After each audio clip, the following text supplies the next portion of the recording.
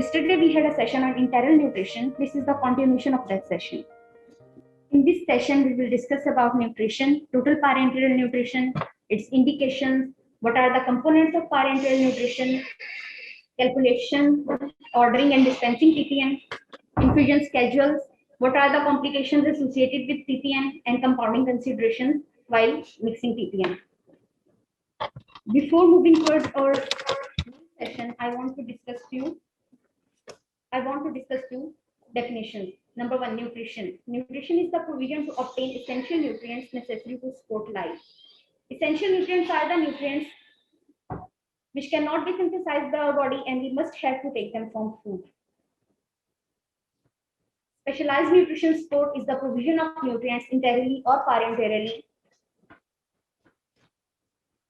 with therapeutics intent. There is a golden rule for nutrition. If the gut works, use it. If the gut works partially, use it partially. Best way to improve gut function is to use it when possible. But our first priority is enteral route. हम parenteral route को सिर्फ उस case में use करेंगे जब enteric route हमारा totally unpreferred होगा. Total parenteral nutrition. What is total parenteral nutrition? In total parenteral nutrition, we provide all the components of nutrients in elemental or pre-digested form given directly into systemic circulation. For example, elemental form of protein is amino acid. We give dextrose for the source of carbohydrates. We give lipids as IV fat emulsion, electrolytes, vitamins and minerals as IV infusion. Indications for parenteral nutrition. Parenteral nutrition might be indicated in following conditions. Number one, when oral normal feeding is not possible. For example, in case of Crohn's disease, esophageal or gastric carcinoma, GI obstruction, paralytic ileus. Number two, when food is incompletely absorbed. For example, in case of major burns, multiple injuries, radio or chemotherapy, ulcerative colitis and short bowel syndrome. When food intake is undesirable, for example, in case of post-GI surgery or chronic inflammatory disease. Number four, in patients who are going to be NPO for 5 to 7 days as a consequence of their illness. What are the components of parenteral nutrition?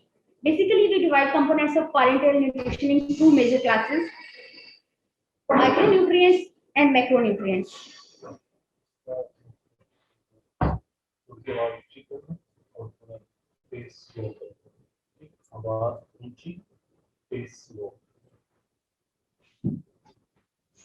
We divide macronutrients in further two parts, protein part and non-protein part.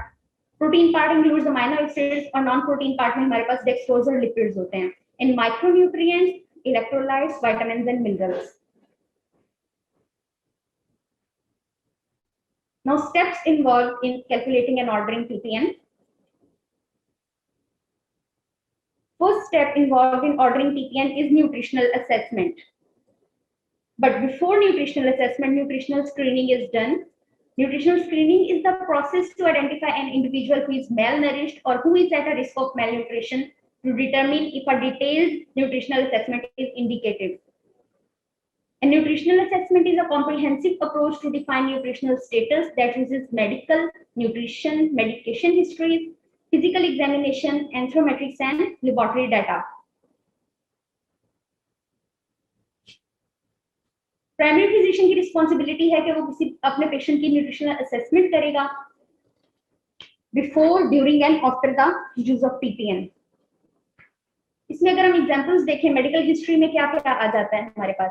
Medical history में कोई भी history है, अगर surgery की कोई pre existing condition है वो देखेंगे, सच एज डायबिटीज, रीनल और लिवर डिजीज. न्यूट्रिशन हिस्ट्री में हम पेशेंट की पिछले कुछ अरसे की डाइट रूटीन्स क्या है वो देखेंगे.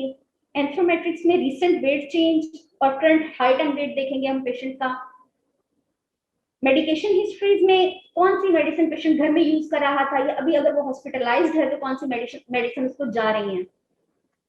लेबोरेटरी डाटा में सीरम इलेक्ट्रोलाइट लेवल्स और करंट हाइट और सीरम ट्राइग्लिसराइड लेवल्स हम देखेंगे.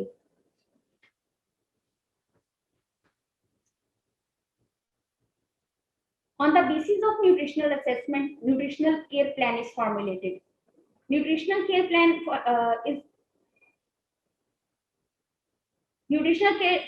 involves following steps. इन सब steps को हम वन बाय वन डिस्कस भी करेंगे, फिर उसको हम एक क्लिनिकल सिनेरियो में यूज करेंगे. Number 1, assess venous excess. Number 2, determine weight of the patient.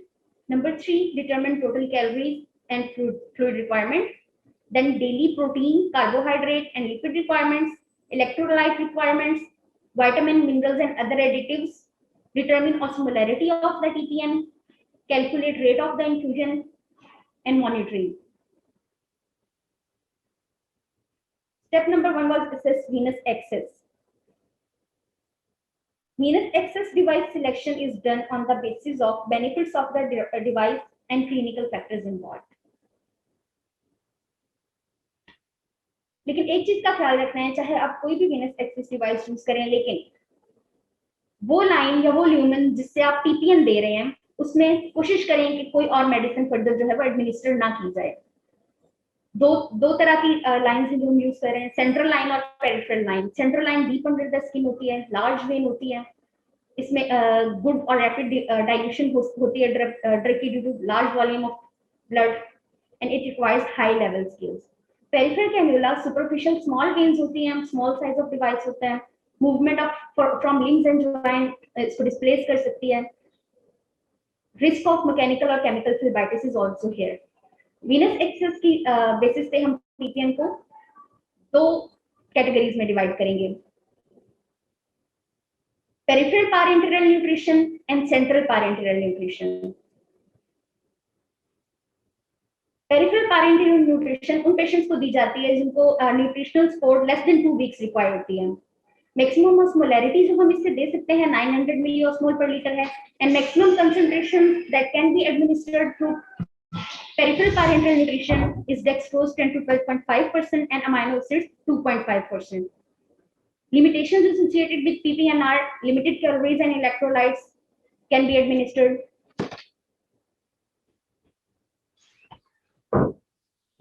Risk of extravasation and thrombophlebitis, need large volume of fluids. Central parenteral nutrition हम उन पेशेंट्स को देते हैं जिनको लॉन्ग टर्म के लिए न्यूट्रिशनल सपोर्ट की जरूरत होती है. There are no limitations in case of osmolarity and higher concentrations can be administered via CPN. There are also some limitations associated with CPN.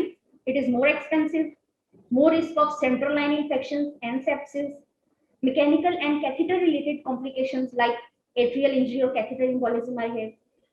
Metabolic complications, hyperglycemia, acid-base imbalances and electrolyte imbalance can occur by due to CPN. Step number 2 is determine weight.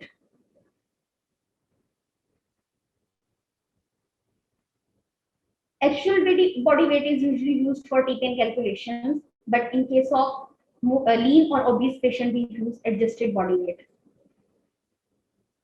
Number 3, calculate fluid requirements. It will determine volume provided in bag. For patients without fluid restriction, usually हम 30 to 35 ml per kg per day fluid दे सकते हैं और 2500 to 3500 ml per day to maintain urine output in the range of 0.5 to 2 ml per kg per hour. For patients with fluid restriction, for example, in case of kidney or cardiac dysfunction, fluid provided should be individualized. Do not use parenteral nutrition for fluid replacement, but for maintenance fluid only. For example अगर patient dehydration के साथ है तो आप बिल्कुल भी TPN का जो फ्लूइड है उसको इंक्रीज नहीं करेंगे पेशेंट की रिक्वायरमेंट्स पूरी करने के लिए, बल्कि आप अलग से उसको बोलिस डोजेस दे सकते हैं, नॉर्मल साइन जिंगर लैक्टेशन जो भी फ्लूइड रिक्वायर्ड है. क्योंकि अगर हम टीपीएन का फ्लूइड पेशेंट की नीड के अकॉर्डिंग जो है वो इनहेंस कर देंगे या इंक्रीज कर देंगे, तो जब पेशेंट की नीड पूरी हो जाएगी then you should have to stop TPN.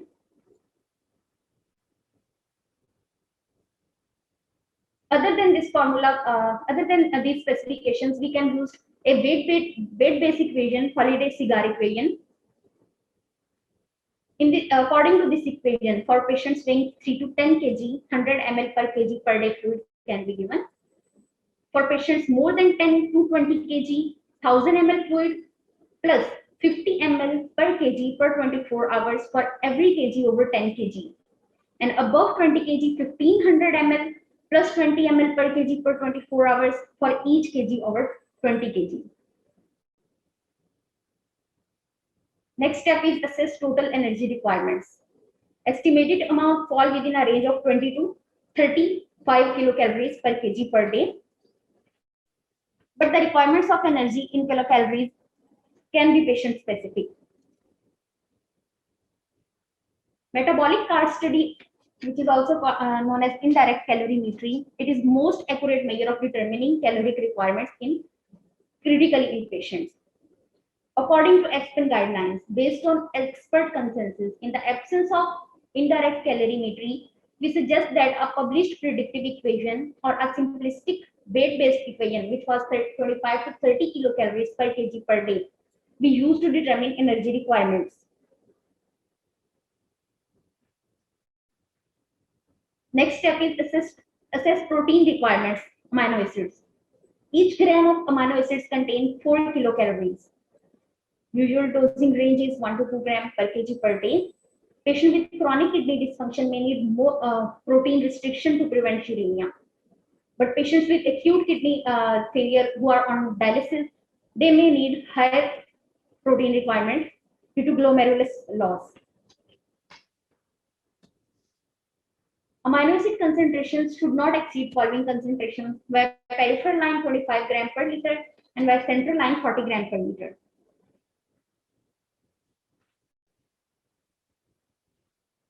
Next step is calculate grams for dextrose. Each gram of dextrose contains 3.4 kilocalories and it provides 30 to 100% of non-protein caloric intake. जिस तरह पहले मैंने आपको बताया कंपोनेंट्स ऑफ टीपीएन में कि macronutrients को further protein और नॉन प्रोटीन पार्ट में डिवाइड किया जाता है. पहले हम प्रोटीन रिक्वायरमेंट्स देखते हैं पेशेंट की, जो प्रोटीन रिक्वायरमेंट होती है उसके बाद जो बाकी कैलोरीज बचती हैं per day, kilo calories per day, वो हम नॉन प्रोटीन पार्ट से हासिल करते हैं.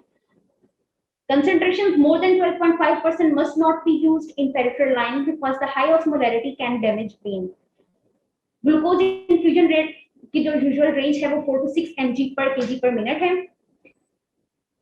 Initial dextrose amounts can be 150 to 200 gram per day and dextrose concentration should not exceed following concentrations. By peripheral line 100 gram per liter and by central line 400 gram per liter. Step number 8 is calculate grams of lipid. Each gram of lipid contains 9 to 10 kilocalories and it provides approximately 10 to 40% of non-protein caloric intake. Maximum dose is 2.5 grams per kg per day. लेकिन इसमें हमें एक चीज का ध्यान रखना है कि जब हम लिपिड्स दे रहे हैं पेशेंट को टीपीएन में, तो हो सकता है कि वो किसी और ऐसी मेडिसिन को भी हो जो कि लिपिड बेस्ड हो, जो कि लिपिड बेस्ड हो. For example propofol. प्रोपोफोल हमें 1.1 किलो कैलोरीज पर ml फैट ऑलरेडी प्रोवाइड कर रहा है क्योंकि इसकी जो इंग्रेडिएंट्स है, इसकी जो बेस है वो आईवी फैट इमल्जन है. और इसके मॉनिटरिंग पैरामीटर्स में ट्राइग्लिसराइड लेवल्स आ जाते हैं. इसका टारगेट आपका लेस देन 200 mg पर डेसीलीटर होना चाहिए. Assess electrolyte requirements. Determine NEQs per kg per TPN bag.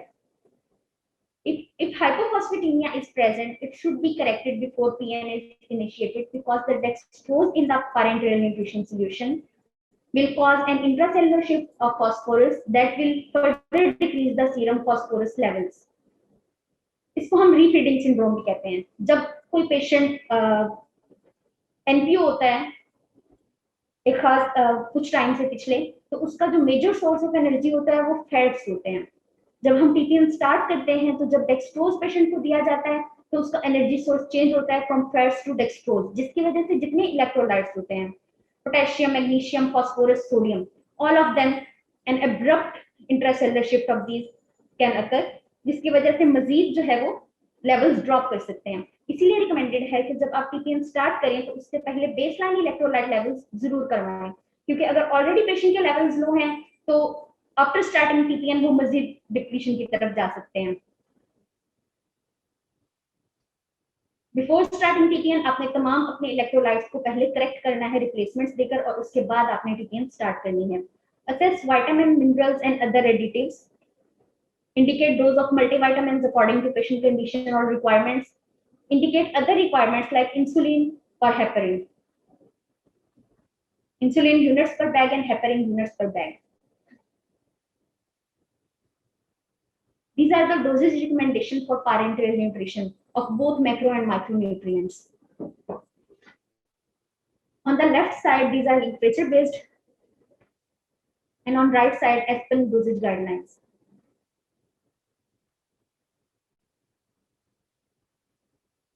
These are the estimated daily requirements of trace elements. Next step is calculate osmolarity. Osmolarity का formula है milliosmol per liter is equals to grams of amino acid per liter multiplied by 10, grams of dextrose per liter multiplied by 5, MEQs of all electrolytes per liter multiplied by 2, and at the end हम इन तीनों values को plus कर देंगे तो हमारे पास total osmolarity आ जाएगी patient की. As I mentioned earlier, solutions must be less than 900 milliosmol per liter for peripheral administration. Next step is determine rate of administration. Rate of administration or rate ml per hour is equal to total volume to be infused in ml divided by hours of infusion time. इसको हम next जब हम clinical scenario discuss करेंगे तो इसको हम with example देखेंगे.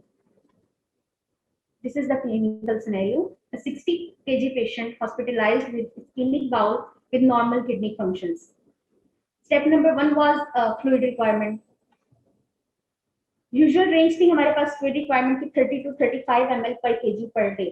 अगर हम पेशेंट को 35 ml per kg per day के साथ लेके चलें तो 60 which was weight of the patient multiplied by 35, it is 2100 ml of fluid per day.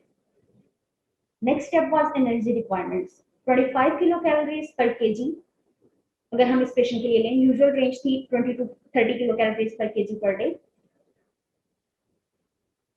So 60 multiplied by 25 are 1500 kilocalories per day. Third step was protein requirement. की dose थी 1 to 2 gram per kg per day. अगर हम इसका average लें 1.5 तो 60 multiplied by 1.5 is 90 grams. और इसको अब हम calories में change करेंगे. As I mentioned earlier, 1 gram of protein contains 4 kilocalories. तो हम 90 को मल्टीप्लाई करेंगे 40 के साथ, 360 किलो कैलोरीज हमारी प्रोटीन की कैलोरी डोज आएगी. Next step was non protein calorie content. मैंने पहले भी बताया था कि पहले हम कैलकुलेट करेंगे प्रोटीन पार्ट को, फिर जितनी कैलोरीज हमारे पास बचेंगी पूरे दिन की जो हमने कैलोरीज देनी है पेशेंट को, वो नॉन प्रोटीन कैलोरी पार्ट होगा. तो नॉन प्रोटीन कैलोरीज हम कैलकुलेट करते हैं total calories minus calories from protein. तो टोटल कैलोरीज थी हमारी 1500 ml, 1500 kilo calories minus 360 which was a caloric intake of protein. तो जो बचती है वो 1140 किलो कैलोरीज है जो हमने नॉन प्रोटीन पार्ट जो कि कार्बोहाइड्रेट्स और फैट्स हैं उससे हमने देना है. Next step is non protein calorie part हमने इसमें कैलकुलेट करना है. तो अगर हम सिंपल एक फॉर्मूला यूज करें कि 60% हम डेक्सट्रोज यूज करें और 40% फैट्स यूज करें, तो हम जो कैलोरीज बची है नॉन प्रोटीन पार्ट के लिए उसको हम मल्टीप्लाई करेंगे 60% के साथ तो 684 किलो कैलोरीज आ जाती हैं for carbohydrates. And when we multiply 1140 with 40% तो 456 किलो कैलोरीज हमारे पास फैट की आ जाती हैं. नेक्स्ट स्टेप हमने सारे electrolytes according to the patient labs और जो डेली रिक्वायरमेंट है उसके मुताबिक हमने कैलकुलेट करने हैं. और एट द एंड हमने जो भी फ्लूइड्स लेने हैं या जो भी कंसंट्रेशंस हमने प्रोटीन कार्बोहाइड्रेट्स की लेनी है वो हम अपनी टोटल फ्लूइड रिक्वायरमेंट के अकॉर्डिंग एडजस्ट करेंगे.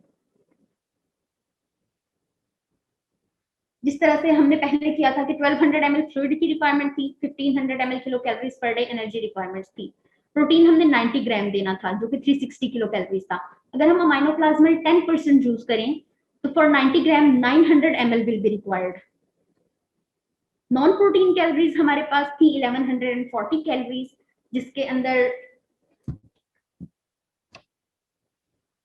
कार्बोहाइड्रेट्स हमें चाहिए थे 684 किलो कैलोरीज, अब इनको हमने ग्राम्स में कन्वर्ट करना है। जिस तरह से मैंने पहले बताया था कि each gram of carbohydrate contains 3.4 kilo calories, तो 684 को जब हम डिवाइड करेंगे 3.4 से, तो ये हमारे पास डोज आ जाएगी इन ग्राम्स। तो 684 डिवाइडेड बाय 3.4 अप्रोक्सीमेटली 200 ग्राम हमारे पास डोज बनती है। और अगर हम डेक्सट्रोज 25% यूज करें तो 800 ml हमारे पास फ्लूइड आता है, जो कि हमने कार्बोहाइड्रेट से लेना है। इसी तरह से लिपिड्स की कैलोरीज को हम ग्राम्स में कन्वर्ट करेंगे। 456 को हम 10 से डिवाइड करेंगे, जिस तरह से पहले मैंने बताया कि 9 to 10 किलो कैलोरीज पर ग्राम होती हैं लिपिड्स की। ये मैन्युफैक्चर लेबलिंग में अवेलेबल होता है कि उनके कौन से ब्रांड में कितनी कैलोरीज मौजूद हैं। तो 456 डिवाइडेड बाय 10 इज 45.6 ग्राम। और अगर हम लाइकोफंडिन 20% यूज करें तो ये 228 ml हमारे पास फ्लूइड आ जाता है, जो कि फैट्स प्रोवाइड कर रही हैं। फिर हम इसी तरह से अपने जो इलेक्ट्रोलाइट्स हमने पेशेंट को दिए हैं अकॉर्डिंग टू पेशेंट रिक्वायरमेंट, उनके एमएल्स हम निकालेंगे और फिर हम इन सब चीजों को प्लस करेंगे, तो हमारे पास टोटल फ्लूइड आ जाएगा जो कि हमने देना है पेशेंट को, जो कि हम दे रहे हैं ऑलरेडी पेशेंट को इस टीपीएन में।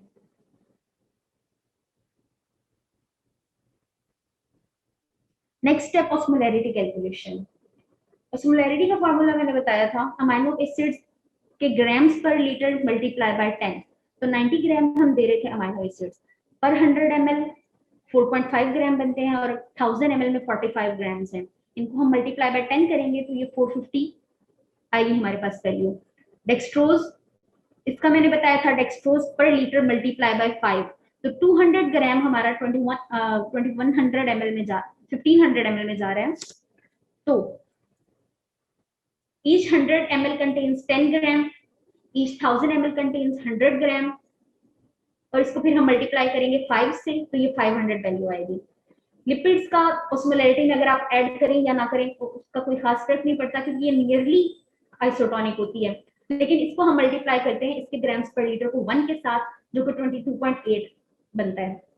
इसी तरह से जो हमारे इलेक्ट्रोलाइट्स हैं सारे, उनके एमईक्यूज पर लीटर हम निकालेंगे, फिर उसको हम मल्टीप्लाई करेंगे 2 के साथ।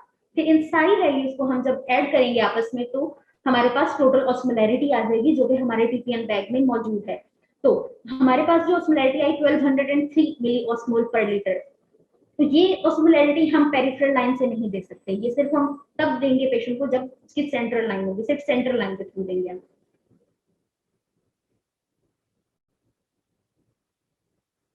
Next step is rate of administration. Rate of administration is equals to total volume of TPN divided by time to administer. अगर हमने इस पेशेंट को 24 आवर्स के लिए टीपीएन एडमिनिस्टर करना था और 2100 ml इसका टोटल वॉल्यूम था, तो हम 2100 को 24 से डिवाइड करेंगे और 87.5 ml पर आवर हमारे पास फ्लूइड आएगा, जो कि हमने रेट आएगा जो कि हमने पेशेंट को देना है। अच्छा, जब हम रेट सिलेक्ट करते हैं उसके बाद हमें इस चीज का ध्यान रखना है, जिस तरह से 87.5 ml पर आवर पे हमने टीपीएन दी है, तो नर्सिंग एंड पे इस चीज का ख्याल रखना है कि ये अब 24 आवर्स में ही कंज्यूम होनी चाहिए। अगर टीपीएन पहले 24 आवर्स से खत्म हो जाती है, फॉर एग्जाम्पल अगर वो 20 आवर्स में या 15 आवर्स में खत्म हो जाती है, तो इट मीन्स कि आपने उसका रेट ठीक नहीं चलाया। तो बजाय इसके कि तब उसके लिए नया टीपीएन बनाया जाए और उसको दोबारा एडमिनिस्टर करना शुरू किया जाए, पहले आपने ये देखना है कि टीपीएन पेशेंट का 24 आवर्स से पहले खत्म क्यों हुआ है। हो सकता है उसका फ्रीली वो फ्लो कर गया हो, पेशेंट को आपने 87.5 ml पर आवर पे देना था, वो ज्यादा रेट पे चल रहा हो। तो इन चीजों का आपने ख्याल रखना है जब आप रेट सेट कर रहे हैं और पेशेंट को एडमिनिस्टर कर रहे हैं TPN. Next step is monitoring. जब आपने टीपीएन दे दी पेशेंट को, अब आपने उसको मॉनिटर कैसे करना है। As ordered by physician, but generally हम ये गाइडलाइंस यूज कर सकते हैं। For electrolytes other than phosphorus daily हम मॉनिटरिंग करेंगे, फास्फोरस की ऑन ऑल्टरनेट डेज, एलएफटीज और बिलीरुबिन वीकली करेंगे, बेसलाइन ट्राइग्लिसराइड्स वीकली और अनटिल स्टेबल और whether changes in lipid made. Creatinine weekly basis पे होगा, blood glucose level daily, albumin weekly, और फ्लूइड इनटेक एंड आउटपुट हम जब फ्लूइड ओवरलोड के साइंस अगर हम देखें पेशेंट में तो फिर हम देखेंगे।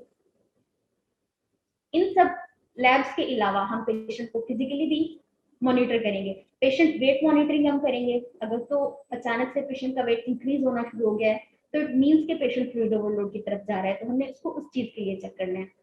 इन्फ्यूजन साइट रिएक्शंस हम देखेंगे। फीवर, अगर फीवर हो रहा है पेशेंट को तो it is a sign of infection, तो हम इसके लिए चेक करेंगे कि पेशेंट को इन्फेक्शन हो रहा है, और अगर हो रहा है तो क्यों हो रहा है, क्योंकि जो टीपीएन है वो प्रोटीन, लिपिड्स, डेक्सट्रोज, ये बहुत अच्छा मीडियम प्रोवाइड करेंगे, खासतौर पे lipids for micro organisms to grow.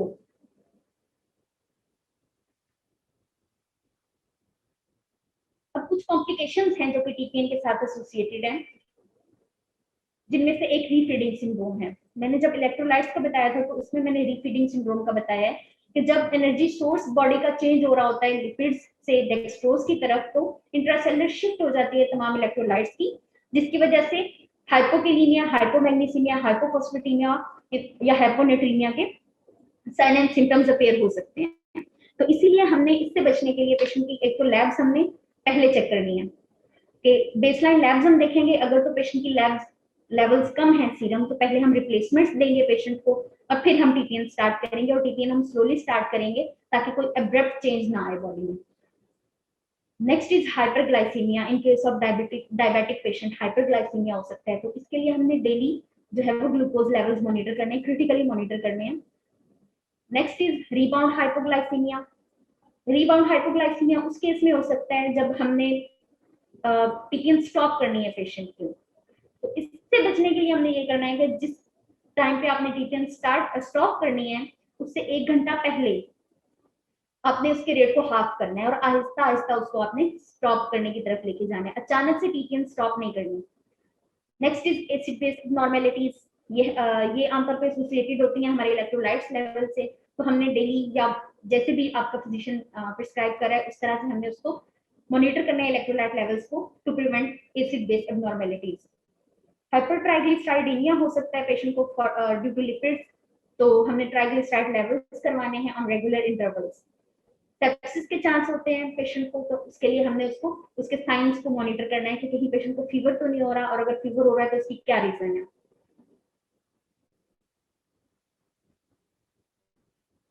तो हम टीपीएन एडमिनिस्टर कैसे करते हैं? 2 तरह के इन्फ्यूजन स्केड्यूल्स हैं, continuous parenteral nutrition and cyclic parenteral nutrition.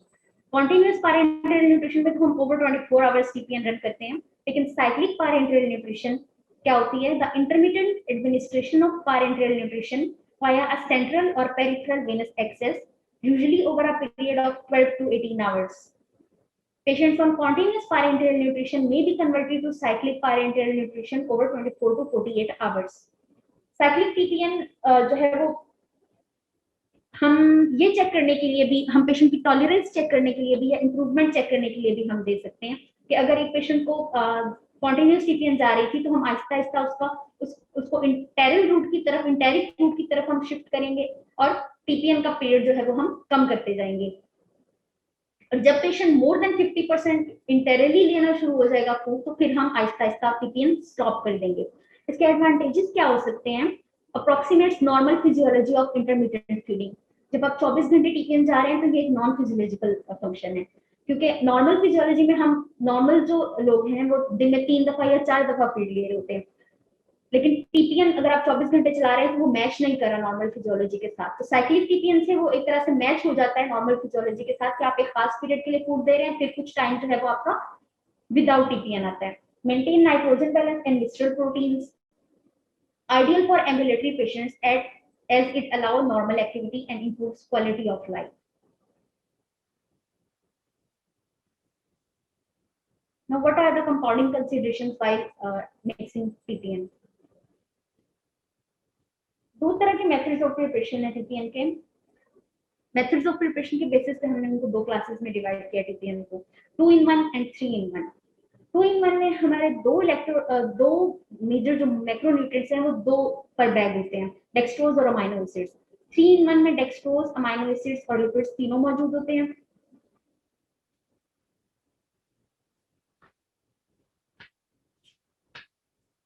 और इसके अलावा इलेक्ट्रोलाइट्स और विटामिन और मिनरल्स जो बाकी एडिटिव्स में मौजूद होते हैं। अब एडवांटेजेस क्या हो सकते हैं 3 in 1 के? Less manipulation of the system during administration, less risk of contamination during administration, क्योंकि आप एक ही बैग यूज कर रहे हैं, आप लिपिड्स और डेक्सट्रोज और अमाइनो एसिड्स के लिए अलग बैग यूज नहीं कर रहे हैं। Less nursing intervention is required and it is cost effective, क्योंकि इसमें एक ही डिवाइस और एक ही पंप यूज हो रहा है, एक ही आईवी ट्यूबिंग यूज हो रही है, लेस सप्लाईज यूज हो रही हैं, और इसके कुछ डिसएडवांटेजेस भी हैं। जिस तरह से अगर आप लिपिड्स ऐड करते हैं तो टीपीएन की स्टेबिलिटी कम हो जाती है। इसके अलावा कैथेटर ऑक्लूजन भी एसोसिएटेड है लिपिड एडमिनिस्ट्रेशन के साथ। जब हम कोई भी चीज बनाते हैं, उसका ऑर्डर ऑफ मिक्सिंग बहुत इंपॉर्टेंट होता है उसकी स्टेबिलिटी के पॉइंट ऑफ व्यू से। जब हम टीपीएन बनाते हैं तो उसका भी एक प्रॉपर ऑर्डर ऑफ मिक्सिंग है, अगर हम उसको फॉलो नहीं करेंगे तो प्रेसिपिटेशन हो सकती है या फिर स्टेबिलिटी इश्यूज हो सकते हैं। फर्स्ट नंबर पे हम डेक्सट्रोज अमाइनो एसिड्स और वाटर ऐड करते हैं टीपीएन बैग में, फिर उसके बाद हम फॉस्फेट ऐड करते हैं, then other electrolytes except calcium, फिर हम उसको अच्छी तरह से मिक्स करेंगे, then add calcium, then add lipid in case of 3 in 1, और विटामिन हम बिल्कुल एंड पे ऐड करेंगे। अब इसमें मैंने दो चीजें ऐड की हैं, एक तो फॉस्फेट और कैल्शियम, इन दोनों को अलग अलग आपने डालना है। क्यों? क्योंकि फॉस्फेट और कैल्शियम जब एक दूसरे के साथ मिलते हैं तो ये प्रेसिपिटेट आउट हो जाते हैं। एक और चीज इसमें देखेंगे, डेक्सट्रोज अमाइनो एसिड्स और वाटर मैंने पहले ऐड किया है। क्यों? क्योंकि जब डेक्सट्रोज और अमाइनो एसिड को जब हम मिलाते हैं तो एक तरह से ये एक बफर सोल्यूशन बन जाता है जो कि फॉस्फेट और कैल्शियम को कुछ हद तक स्टेबल कर देता है। हर स्टेप पे जब आपने कोई इंग्रेडिएंट ऐड करना है तो आपने प्रॉपर्ली इसको मिक्स करना है, जब वो उसके अंदर डिसॉल्व हो जाएगा देन आपने अदर इंग्रेडिएंट यूज करना है। और लिपिड्स डालने से पहले आपने अपने बैग को अच्छी तरह से ऑब्जर्व करना है for the presence of any precipitate और particulate matter.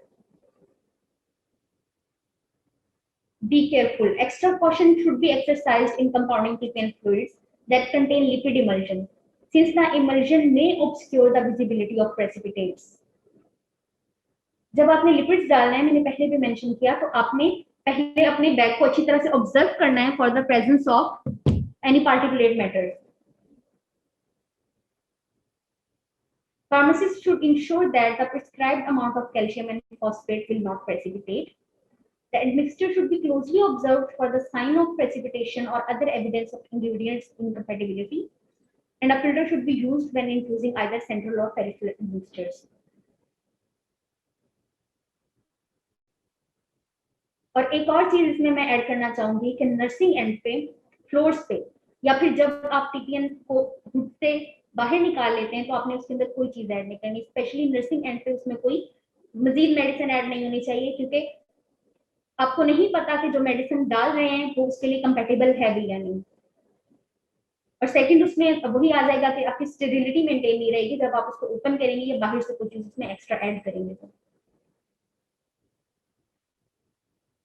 All TPN preparations will be done under strict aseptic measurements in laminar flow hood.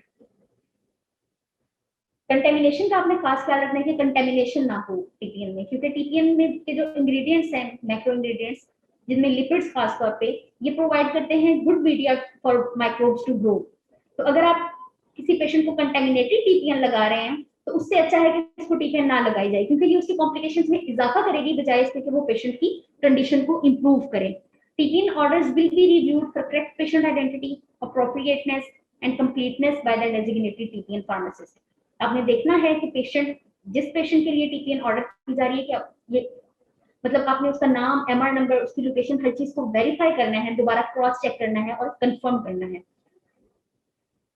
After preparation, TPN bags are clamped securely inside hood, checked for any precipitate, discoloration or leakage. अपने hood के अंदर इन सब चीजों को जो है वो check करना है टीपीएन की। Review it against contrasting background to detect particulate. आपने व्हाइट और ब्लैक बैकग्राउंड के अगेंस्ट चेक करना है टीपीएन को। 2 in 1 टीपीएन को आप चेक कर सकते हैं। व्हाइट में अगर कोई कलर्ड या फिर ब्लैक पार्टिकल है तो वो आपको अपेयर हो जाएगा, और ब्लैक बैकग्राउंड में अगर कोई प्रेसिपिटेट या कोई व्हाइट पार्टिकल है तो वो आपको अपेयर हो जाएगा। Final weight of TPN bag is checked and matched with the total ml of TPN required and ordered. Final हम जब टीपीएन बनाकर हुड से बाहर निकालेंगे तो हम उसको एक दफा वे करेंगे। अब वे करने का क्या मकसद है कि जब आप उसके वेट को उसके वॉल्यूम या ग्राम्स जो हमने कैलकुलेट किए थे उसके साथ जब आप कंपेयर करेंगे तो आप चेक कर सकते हैं कि उसके अंदर कोई मेजर कंपोनेंट मिस तो नहीं है। अगर वेट में बहुत ज्यादा डिफरेंस आ रहा है, फॉर एग्जांपल 200 ग्राम की आपकी कैलकुलेशन में, और आपका जो वेट आ रहा है वो 1500 आ रहा है, इट मींस कि कोई मेजर पार्ट जो है वो टीटीएन का उसमें मिस है। Label is prepared and pasted on the TPN bag. All TPN solutions will be individually dispensed by pharmacy to respective wards. No additives shall be added in TPN bag outside laminar airflow hood.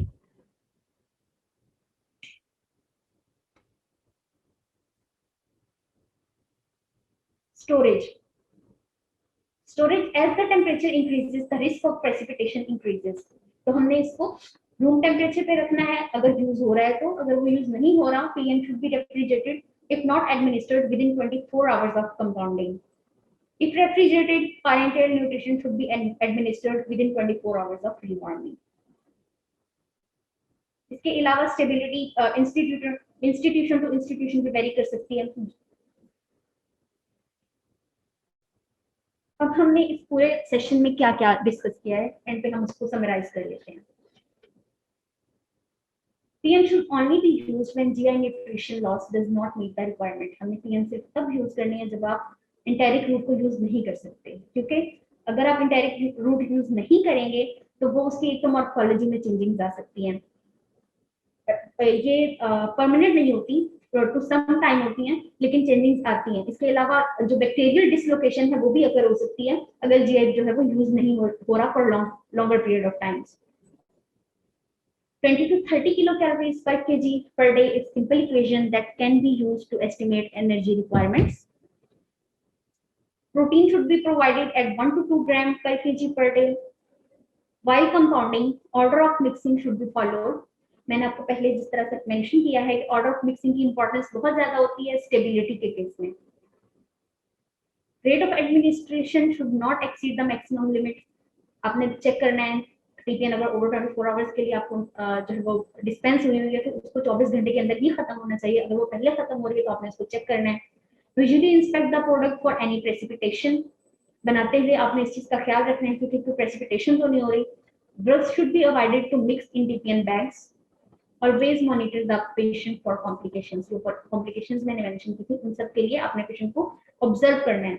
No doubt कि वो बहुत rare होती हैं लेकिन they can occur, तो आपने उसको check करना है पेशेंट को टाइम टू टाइम कॉम्प्लिकेशंस के लिए। Thank you.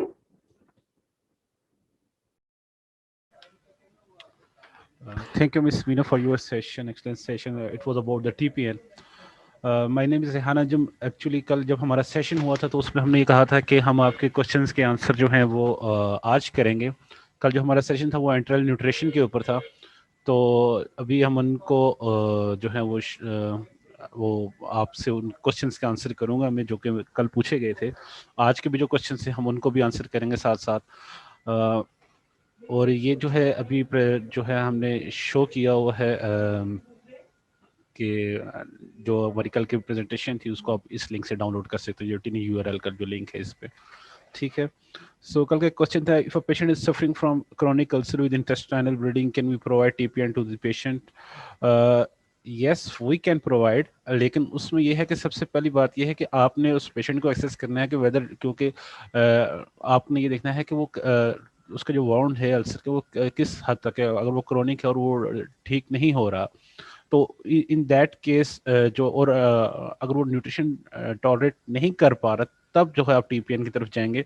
अदरवाइज जो है आप जो है उसको वो नहीं देंगे, आप उसको ओरल रूट ही प्रेफर करेंगे।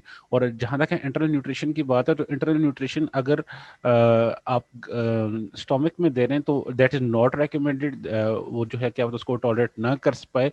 और and you should also look for the patient के अगर हम उस पेशेंट को ऐसा है कि हम उसकी पोस्ट पाइलोरिक फीडिंग कर सकते हैं कि मतलब जो है अल्सर साइड से आगे, जैसा कि हमने बताया था कि जी फिस्टुला अगर किसी का he had urine sorry and he had output of more than 500 ml, so that makes a contraindication to the enteral nutrition. So yes we can, the answer to this question by बाजला खान के आप जो है chronic ulcer जो intestinal bleeding वाले जो patients हैं उनमें आप ये यूज़ कर सकते हैं। तो Another question by Naima Yusuf was, could you please repeat why did you multiply 90 gram of protein by 4? I missed it. Thanks. Sorry, काफ़ी जो लेट आंसर हो रहा है इसका, लेकिन ये है कि 90 ग्राम ऑफ प्रोटीन जो होता है बाय 4, इसका मतलब ये था क्योंकि हमारा जो हमने जो रेजिमेंट बनाया था उसमें हमने पेशेंट को 90 ग्राम ऑफ प्रोटीन देना था। तो 90 ग्राम ऑफ प्रोटीन जब आप देते हैं तो उसके साथ आप कैलोरीज भी प्रोवाइड हो रही होती है। जब हम प्रोटीन्स लेते हैं तो हमें उसके साथ प्रोवाइड कैलोरीज भी मिल रही होती हैं। So we multiplied that by 4 के जो है इतने 90 ग्राम देंगे तो उससे इतनी कैलोरीज मिल जाएंगी। ठीक है। And the other question is, what are cyclic feedings?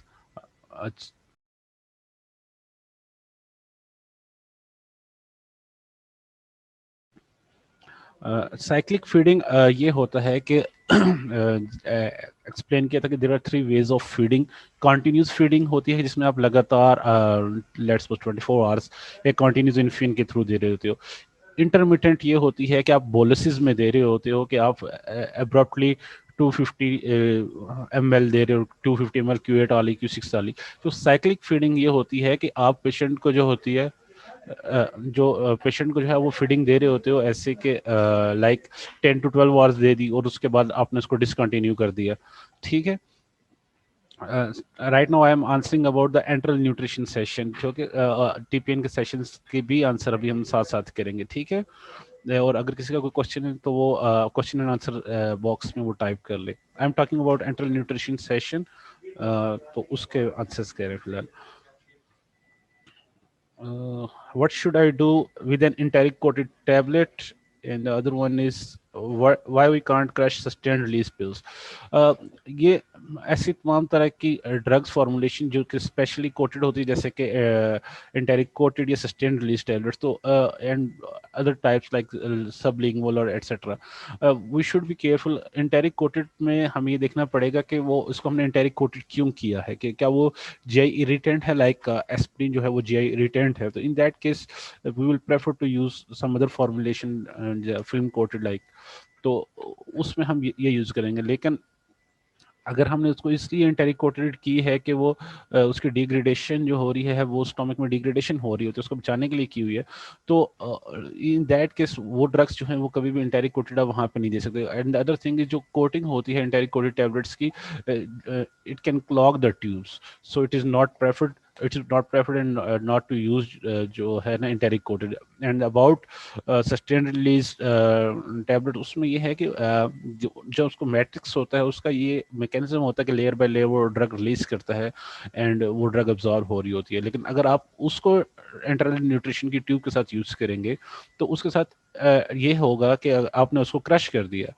अब जो उसका है मैट्रिक्स जो है वो टूट चुका है, अब उसके तमाम जो एक्टिव इंग्रेडिएंट है वो फौरन से जो है वो बॉडी में अवेलेबल हो जाएगा and that could lead to toxicity. ठीक है। तो इस वजह से जो आप सस्टेन रिलीज टैबलेट या कंट्रोल रिलीज टैबलेट्स उनको इस तरीके से यूज नहीं कर सकते। What's the difference between Aminoleban and Aminoven? Right, ये चलो आज टिप्पणी के हवाले से भी ऐसा ही हो सकता है कि जो क्वेश्चन पूछा जाता है कि what's the difference between different types of amino acids. ठीक है, types of amino acids, there could be aromatic amino acid, there could be branch chain amino acids. ठीक है, different types of patient require different types of amino acids, लेकिन usually आप किसी भी तरह के दे सकते हैं। लेकिन जो मार्केट में अवेलेबल कंसंट्रेशंस होती हैं अमाइनो एसिड्स की, आपको वो देखना होता है कि कुछ 5% होंगे, कुछ 10% होंगे। फॉर योर इज आप ये याद रखिए कि 5% का मतलब ये है कि it contains 5 grams of amino acid in 100 ml। For 10% it is 10 ग्राम। सो आपको जैसे कि अभी मिस समीना ने बताया था कि you have to give 90 grams of protein and you are using a 10% solution of amino acid. So अगर 10% सोल्यूशन का मतलब है कि 90 grams जो है आपने देने हैं और 10% का मतलब कि 10 ग्राम इन 100 ml है, तो for 90 grams you have to give 900 ml of amino acids. So the answer is के जो अमाइनो एसिड्स होते हैं उनकी स्ट्रेंथ डिफरेंट होती है and types of amino acids उसमें डिफरेंट होते हैं। What we will use in case of potassium deficit patient?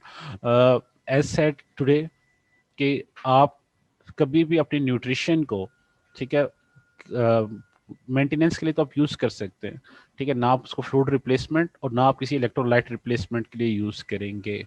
ठीक है, कि अगर आपके पेशेंट हाइपोनेट्रीमिया के साथ है और आप उसको टीपीएन दे रहे हैं तो इसका ये मतलब नहीं है कि आप उन्हें टीपीएन में ही जो है आप उसका सोडियम डेफिसिट कैलकुलेट कर लें, okay he is deficit of 150 एमईक्यूज और मोर, तो मैं उतने एमईक्यूज उसमें ऐड कर दूं, ऐसा बिल्कुल भी नहीं है। आप जस्ट उसकी मेंटेनेंस करोगे। If your patient is deficient about 2 to 300 MEQ of sodium, ठीक है, अगर आपका पेशेंट 200 लेट्स सपोज 200 एमईक्यू वो शॉर्ट है, उसमें सोडियम डेफिसिट है, तो आप टीपीएन में उसको ज़्यादा नहीं करोगे। आप टीपीएन उसका जो नॉर्मल मेंटेनेंस है दैट इज 1 एमईक्यू पर KG let's suppose, and 50 KG का पेशेंट है तो आप उसको 50 एमईक्यू दोगे। जो आपके डेफिसिट्स होते हैं वो आप एक अलग बोलस डोजिंग और उसके साथ वो दे रहे होते हैं, ना कि आप अपनी न्यूट्रिशन के जरिए उसको मीट अप कर रहे होते हैं। यस, इन केस के अगर एक पेशेंट जो है वो ऐसा है कि जिसको क्रोनिक हाइपोकलीमिया ही रहता है और उसको आपको देना पड़ता है, तो उस केस में भी आप टीपीएन आप न्यूट्रिशन के जरिए नहीं देंगे, बल्कि आप उसमें उसके कोई भी ओरल फॉर्म ऐड कर सकते हैं। जैसे अगर पोटाशियम के लिए केलाइट वगैरह आप ऐड कर लेते हैं। Sir, if someone is not able to afford costly formula, then we have to use food in internal feeding. Then how to manage osmolarity? Uh, जो फूड जो है वो आप इंटरनल न्यूट्रिशन के जरिए, मैंने जैसे आपको बताया कि आपकी जो ट्यूब्स होती हैं वो बहुत जल्दी क्लॉग हो जाती हैं, ठीक है। तो जब आप न्यूट्रिशन दे रहे होते हैं तो ये फार्मूलाज इसीलिए होते हैं कि जो है इनकी जो कंसिस्टेंसी ऐसी होती है कि ये एक ट्यूब्स को क्लॉग नहीं कर रहे। तो ऑस्मोलैरिटी की ये है कि ऑस्मोलैरिटी हम तब ही कर सकते हैं जब आपको हर चीज़ कैलकुलेट हो, आपको पता होगा कि मेरी इस फूड में कितना डेक्सट्रोज जा रहा है, कि कितना कार्बोहाइड्रेट्स है, कितना फैट्स है। तो जब तक आपको वो चीज़ नहीं पता तो it would be hard for you, I think so it would be near to impossible unless you know exactly कि how much carbohydrate it have. तब वरना आप इसकी ऑस्मोलैरिटी वो आप फाइंड नहीं कर सकते। You might be feeding patient hyper osmolaric diet और उसको वो फिर वो डायरिया हो जाए। When we will see different what are the indication that we are using good internal nutrition?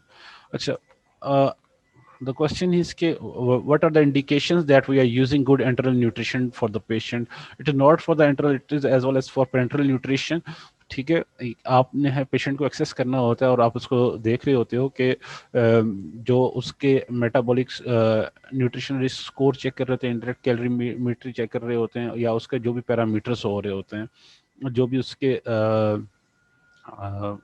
Haemodynamic sorry जो उसको फिजिकल अपीयरेंस होता है, वेट लॉस जो होता है वो हमारे लिए इम्पोर्टेंट पैरामीटर होते हैं, जो हमें दिखा रहा होता है कि if patient is still getting weight loss तो हम उसको जो है वो अप्रोक्सीमेट जो है वो न्यूट्रिशन जो है वो नहीं दे रहे। This was all for enteral nutrition. So question is miss Meena, what is the solution if there is an, चलें इसको आखिर में मिस मीना करेंगे, जो कुछ क्वेश्चंस मैं कर लेता हूँ। Can you explain once again why we add vitamins at the end of compounding process of parenteral nutrition? ठीक है।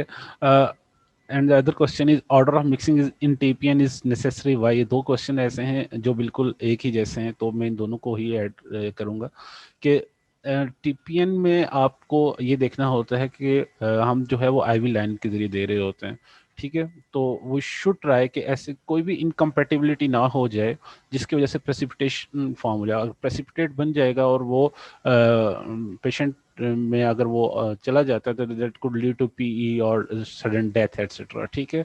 स्पेशली आपके जो लिपिड्स होते हैं, अगर आप इनकी ब्लैक बॉक्स वायरिंग चेक करें तो उस पर लिखा होता है कि दे कैन कॉज डेथ, ठीक है, क्योंकि वो पल्मोनरी एम्बोलिज्म काज कर रहे होते हैं। तो इसके लिए जो ऑर्डर ऑफ मिक्सिंग टीपीएन का वो बहुत ही इंपॉर्टेंट होता है, क्योंकि उसमें जैसे मिस ने बताया कि आपने कैल्शियम और फॉस्फेट के दरमियान में डिफरेंस रखना है और जो है वो मल्टीविटामिन आखिर में ऐड करने हैं। एक्चुअली ये होता है कि अगर आप कैल्शियम और फॉस्फेट को साथ डालेंगे तो उससे क्या हो जाएगा कि प्रेसिपिटेशन हो जाएगी। जब आप डेक्सट्रोज और अमाइनो एसिड्स को, सबसे पहला काम यही होता है, डेक्सट्रोज, अमाइनो एसिड और वाटरफॉल इंजेक्शन, इनको आप मिक्स करते हो। तो जब आप इनको मिक्स करते हो तो you will get a buffer solution जो कि कैल्शियम और फॉस्फेट को जो है आपस में मिक्स होकर उनके प्रेसिपिटेशन नहीं होने देता। And you must be careful while, जब अगर आप इनके एडवांस लेवल पे आप स्टडी करें, देन यू विल फाइंड कि एक कर्व होती है पोटाशियम में, कैल्शियम एंड फॉस्फेट की, जो कि कम होनी चाहिए, क्योंकि जब उससे वो ज़्यादा होता है तो there are most likely chances के प्रेसिपिटेशन हो जाए। तो आपको ऑर्डर ऑफ मिक्सिंग को अपने लाजमी फॉलो करना है। और लिपिड जो होते हैं वो क्या कर रहे होते हैं क्योंकि वो ओपेसिटी काज कर लेते हैं, उनको ऐड में आखिर में डालते हैं। और इसी तरह जो आपके इलेक्ट्रोलाइट्स होते हैं उनको भी आप लास्ट में ऐड करते हैं, ताकि कोई भी इनकम्पेटिबिलिटी जो है वो प्रोड्यूस ना हो। ठीक है, hopefully answered this question. If a patient has a liver and kidney insufficiency, should we suggest adjust overall dose of TPN according to patient body mass, or there can be other alternative ways? Uh, अच्छा, as per as I understand this question, मुझे ये है कि ये शायद ये कहना चाह रहे हैं कि हम टीपीएन की डोज लीवर या this no dose adjustment like renal और किडनी इंसफिशिएंसी। ठीक है, ये डोज एडजस्टमेंट नहीं है, लेकिन हाँ आप उस लिहाज से अपने टीपीएन को, अपने न्यूट्रिशन को आप एडजस्ट कर सकते हो कि अगर मेरा पेशेंट लीवर का है या रीनल फेलियर का है, तो अगर वो let's suppose it would be more easy for me to elaborate with the renal failure patient, तो उसमें यह कि हाइपरफॉस्फेटेमिया ज़्यादा हो सकता है, उसमें जो है वो इलेक्ट्रोलाइट इम्बैलेंस बहुत ज़्यादा हो सकता है। ठीक है, तो आप उस लिहाज से अपनी कैलोरिक रिक्वायरमेंट को एडजस्ट नहीं करोगे। हाँ, प्रोटीन रिक्वायरमेंट्स आप जो है उसको वो कम रखेंगे, लेकिन आप उसको एडजस्ट इस तरीके से करेंगे कि उसको जो है इलेक्ट्रोलाइट और जो है वो जो उसको रिक्वायरमेंट है वो उसको मिल जाए। लेकिन ऐसा दो एडजस्टमेंट नहीं होती कि आप इसको कम फीडिंग देंगे या ज़्यादा फीडिंग देंगे। ये कम फीडिंग ज़्यादा फीडिंग जो होती है, जो न्यूट्रिशन में दो एडजस्टमेंट होती है, न्यूट्रिशन की एडजस्टमेंट होती है, वो ओबीस पेशेंट्स में आपके साथ हो सकती है, एआरडीएस के साथ पेशेंट में आपके साथ हो सकती है, patient who are not tolerating the feed, उन उस तरह के पेशेंट्स में ये हो सकता है। ठीक है, difference between control and sustained release, I think so. This is more a pharmaceutical question. Is hyponatremia, what is in hyponatremia, what is the management? Hyponatraemia की मैनेजमेंट क्या होती है कि हाइपोनेट्रीमिया में ये है, हाइपोनेट्रीमिया की मैनेजमेंट जो यूजली हम हॉस्पिटल में कर रहे होते हैं, it is also not related to this session as well, कि हम ये कहते हैं हम हाइपोटोनिक सलाइन दे रहे होते हैं कि a solution of sodium chloride which have a concentration more than 0.9%, usually we are using 3% hypotonic saline, और उसके बोले से एज पर प्रोटोकॉल जो भी जितना सोडियम डेफिसिट निकाल के उतना हम दे रहे होते हैं। ठीक है, miss Asma Khatoon, if you know any further information about it, you can email us at drug information. ठीक है sir, what are the recommendation case of kidney failure patient, they are suffering from the severe hyperkalemia, के kidney failure का patient है तो उसके लिए आपकी recommendation क्या होगी अगर वो सीवियर हाइपरकैलेमिया, जैसे कि मैंने आपको बताया कि किडनी फेलियर के पेशेंट्स हैं तो उनमें पोटाशियम हाइपरकैलेमिया या इलेक्ट्रोलाइट इम्बैलेंसेस बहुत कॉमन होते हैं। ठीक है, इन दैट केस जो है हम अपना जो टीपीएन होता है उसको हम जो है अपना एक टेलर मेड कर लेते हैं कि हम उसमें माइट भी कि हम उसमें से पोटाशियम जो है वो रखें ही ना। ठीक है, कि जब वो टीपीएन के ऑर्डर्स हों तो एक टीपीएन फॉर्म होता है जिसपे फिजिशियन ऑर्डर कर रहा होता है, तो उसमें से वो टीपीएन को रिमूव कर देता है। एंड द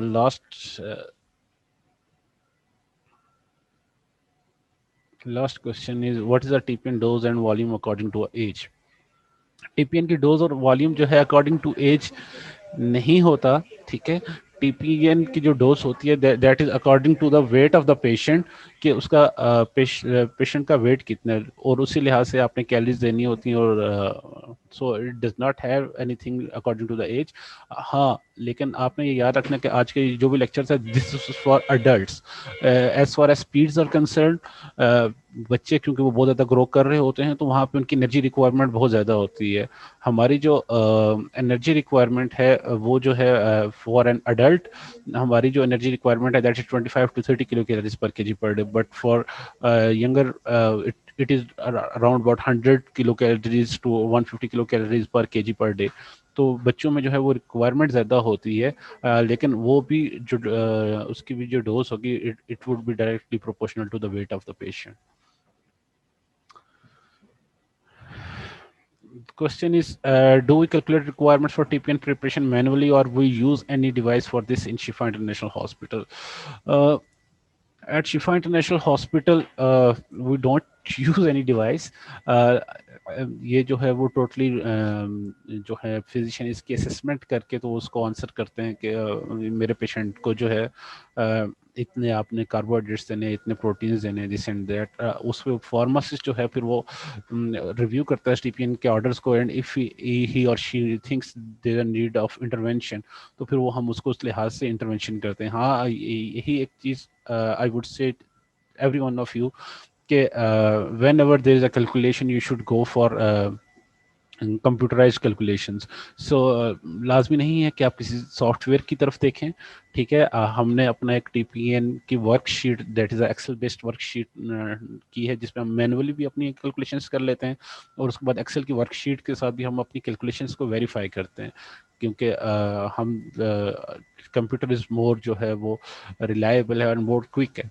तो हम जो है कंप्यूटराइज सिस्टम यूज़ करते हैं, और ना उसके लिए हमें कोई ज़्यादा सॉफ्टवेयर सपोर्ट नहीं है, जस्ट हम जो है वो यूज़ करते हैं एक्सेल की शीट क्रिएट की है, जिसमें हम पेशेंट के पैरामीटर्स डालते हैं, तो हमें ये तमाम तरह की चीज़ें हासिल हो जाती हैं। 1 यूज इन हाइपोनाइट्रीमिया, नहीं, बिल्कुल नहीं कि खाली 3% हाइपोटंक सोल्यूशन नहीं यूज होता। It could be 2%, it could be 3%, 5%, 7%, ठीक है, up to 23.4% is the maximum.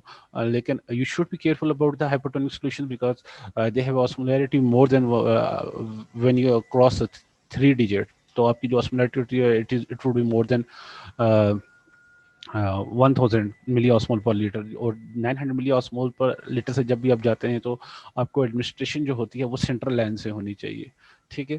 तो and hypotonic lines are also high alert drugs, so you should be careful about using. So this is not कि आप सिर्फ 3% hypotonic solution is use in hyponatremia, ठीक।